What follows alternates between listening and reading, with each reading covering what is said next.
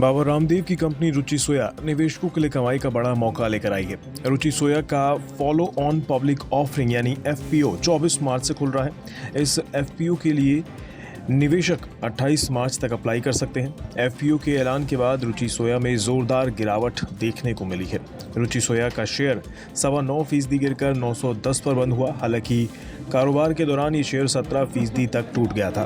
बाजार के जानकारों की माने तो एफपीओ का प्राइस बैंड तय होने के बाद शेयर में गिरावट आई है। मौजूदा भाव से एफपीओ का प्राइस बैंड करीब 30% डिस्काउंट पर मिल रहा है। एफपीओ का प्राइस बैंड 615 से 650 रुपए के बीच तय किया गया है। एफपीओ का लॉट साइज 21 शेयरों का होगा, यानी एक निवेशक को कम से कम 21 शेयरों के लिए अप्लाई करना होगा। पिछले साल अगस्त में रुचि सोया को एफपीओ की मंजूरी मिली थी। एफपीओ से मिलने वाले पैसे का इस्तेमाल कंपनी बकाया कर्ज को चुकाने के लिए करेगी। इसके अलावा कुछ पैसे का इस्तेमाल वर्किंग कैपिटल और दूसरे कॉर्पोरेट उद्देश्यों के लिए किया जाएगा। बाबा रामदेव का उद्देश्य रुचि सोया और पतंजलि को ग्लोबल ब्रांड बनाने का है। रुचि सोया और पतंजलि को एग्रीकल्चर और फूड की वर्ल्ड की सबसे बड़ी हम कंपनी बना सके, ग्लोबल कंपनी बना सकें, जिसको हम यदि आम लोक भाषा में कहें तो Indian global brand, Indian MNC के तौर पर हम रुचि सोया और पतंजलि को लेकर के आगे बढ़ेंगे। और सबसे ज्यादा हमारा बड़ा फोकस होगा रूरल डिस्ट्रीब्यूशन में भारत में, और क्योंकि अर्बन में हम बहुत हद तक पहुंच चुके हैं, ग्रामीण क्षेत्र तक भी हमारा विस्तार है, क्योंकि 140 करोड़ लोग हमसे प्यार करते हैं। किसी भी ब्रांड के बारे में बात की जाती है तो किसी ब्रांड की सबसे बड़ी ताकत क्या होती है? उसका रीच और उसका कस्टमर बेस।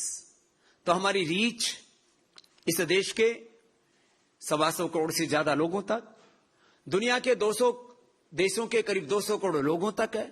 अब उस रीच को अपने कर्म से, सच्चाई और ईमानदारी से अफोर्डेबल प्राइस पर मासेज को और क्लासेज को भी उसकी जरूरत के दोनों तरह के प्रोडक्ट हम उपलब्ध करा रहे हैं। पतंजलि ने 2019 में 4,350 करोड़ रुपए में एक दिवाला प्रक्रिया के माध्यम से रुचि सोया का अधिग्रहण किया था। कंपनी के प्रवक्ता के पास फिलहाल करीब 99% हिस्सेदारी है। कंपनी एफपीओ के जरिए कम से कम 9% हिस्सेदारी बेचेगी। सेबी के नियमों के मुताबिक लिस्टेड कंपनी में कम से कम 25% पब्लिक शेयर होल्डिंग होनी चाहिए। प्रमोटर्स के पास अपनी हिस्सेदारी को घटाकर 75% करने के लिए करीब 3 साल का समय है। प्रमोटर्स अपनी हिस्सेदारी घटाने के लिए ही एफपीओ लाए हैं। बाजार के जानकार की एफपीओ पर क्या राय है, ये भी आप जान लीजिए।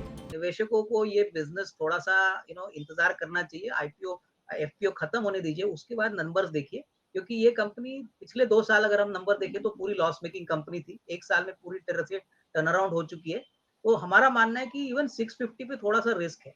इसके लिए इमीडिएटली कोई जल्दबाजी ना करें, आपको मौके जरूर मिलेंगे। अगर हमको खरीदना ही है रुचि सोया तो एफपीओ के बाद खरीदिए, जब फ्लोटिंग स्टॉक बढ़ेगा, शेयर्स ज्यादा मार्केट में आएंगे और आपको अच्छे मौके निचले लेवल पे खरीदने को मिले। तो मेरा तो मानना है कि एफपीओ में जल्दबाजी ना करें, एफपीओ खत्म होने दीजिए और उसके बाद फ्लोटिंग स्टॉक बढ़ता है। तो आपको भी पता है कि एक बार फ्लोटिंग स्टॉक मार्केट में बढ़ता है तो ऑब्वियसली शेयर की कीमतों में थोड़ी सी प्रेशर आती है। तो वो शायद अच्छा मौका होगा यहाँ पे पोजीशन बनाने का। अविनाश गोरशकर की राय है कि अभी निवेशकों को एफपीओ में पैसा लगाने से बचना चाहिए। हालांकि कंपनी के कारोबार को देखते हुए आगे इस कंपनी में बढ़ने की काफी क्षमता है। रुचि सोया एडिबल ऑयल, वनस्पति तेल और सोया मैन्युफैक्चरिंग में लीडर है। न्यूट्रेला देश में सबसे ज्यादा बिकने वाला सोया ब्रांड है।